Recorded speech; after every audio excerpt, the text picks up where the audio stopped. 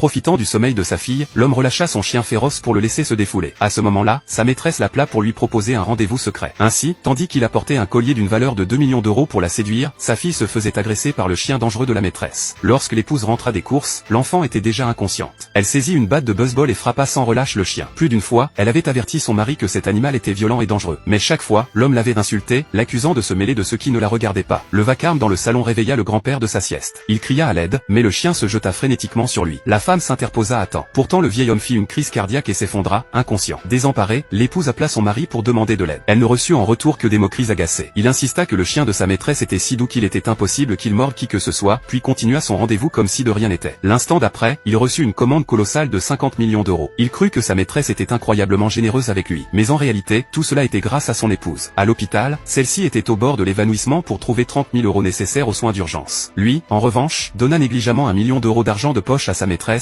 et chacune de ses amies manipulatrices reçut 100 000 euros. Mais lorsque son épouse lui demanda 30 000 euros pour sauver des vies, il raccrocha aussitôt. Il ignorait que cette femme qu'il méprisait tant était en réalité la fille disparue depuis 30 ans de l'homme le plus riche du pays et une héritière qu'il n'était même pas digne d'admirer. Le contrat de 50 millions d'euros n'était qu'un cadeau de bienvenue offert par son frère avant de venir reconnaître officiellement sa sœur. De son côté, sachant que son mari ne la croyait pas, l'épouse passa un appel vidéo et demanda même au médecin de témoigner. Mais ce fut une amie de la maîtresse qui décrocha. Non seulement elles ignorèrent ses paroles, mais elles diffusèrent en direct la trahison de l'homme. Folle de rage, l'épouse vit son mari, sous l'instigation des deux femmes, supprimer son contact. Pourtant, la vie du grand-père et de la fille était en danger. À bout de force, elle se précipita comme une folle dans le centre thermal où il se trouvait et gifla violemment l'homme. La maîtresse voulut intervenir, mais reçut elle aussi une gifle. Puis la femme saisit de l'eau brûlante et la jeta sur eux. Le mari osa encore l'accuser d'inventer des malédictions sur sa propre famille pour soutirer de l'argent. Elle le gifla de nouveau, et donna aussi une gifle à chacune des filles présentes. Elle ne voulait qu'une chose, qu'il donne immédiatement l'argent pour sauver des vies. Cette fois, la maîtresse n'osa plus provoquer l'épouse et proposa de donner l'argent si celle-ci acceptait le divorce. L'homme trouva même sa maîtresse d'une grande bonté, et l'acceptation immédiate de l'épouse le convainquit qu'elle n'était qu'une femme avide d'argent. Mais lorsqu'elle se rendit payer les frais médicaux, elle découvrit que sa carte bancaire avait été gelée. En réalité, avant de retrouver son mari, elle avait déjà emprunté de l'argent à ses proches. N'ayant pas pu réunir la somme suffisante, elle s'était tournée vers lui en dernier recours. Les proches, inquiets, avaient voulu s'informer de l'état du père et de la fille. Mais la maîtresse et ses amis répandirent la rumeur que la femme escroquait de l'argent partout. Sous les moqueries calculées de la maîtresse, l'homme gela immédiatement la carte de son épouse. Désespérée, elle l'appela. Il alla jusqu'à l'avertir absurdement d'arrêter sa comédie. Elle n'aurait jamais imaginé que son mari puisse sombrer à ce point dans la folie. Peu après, le médecin annonça que les patients n'avaient pas pu être réanimés et demanda à la femme de prévenir les proches pour un dernier adieu. À peine eut-elle envoyé la localisation de l'hôpital que l'homme publia une déclaration. « Je vais divorcer d'elle. Merci de ne pas prêter attention à ses propos. » Sa fille ne put finalement pas tenir. Après avoir murmuré une dernière fois « Je veux papa », elle ferma les yeux pour toujours. Le père de l'homme, extrêmement affaibli, demanda alors à sa belle-fille d'enregistrer une vidéo de son testament, déclarant que tous ses biens seraient légués à sa bru. Lorsque la vidéo fut diffusée, tout le monde fut sous le choc.